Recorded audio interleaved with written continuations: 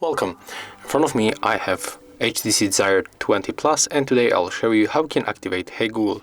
At the first you have to simply go for your Google app, tap on More, move to the settings, go for the voice, and then we have to find the voice match.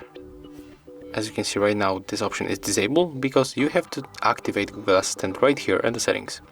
If you already make it, this option will be available for you, so just take a look what I mean. When you go back for the voice, we can find the voice match after activate Google Assistant.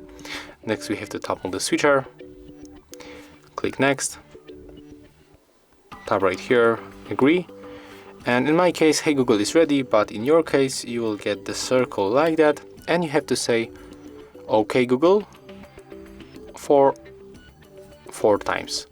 So let's say another time OK Google, and after that you have to say Hey Google for the 2 times.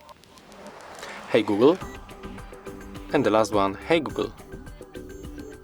Hey Google, click next, tap finish, and right now when you say Hey Google or OK Google, it will be activated.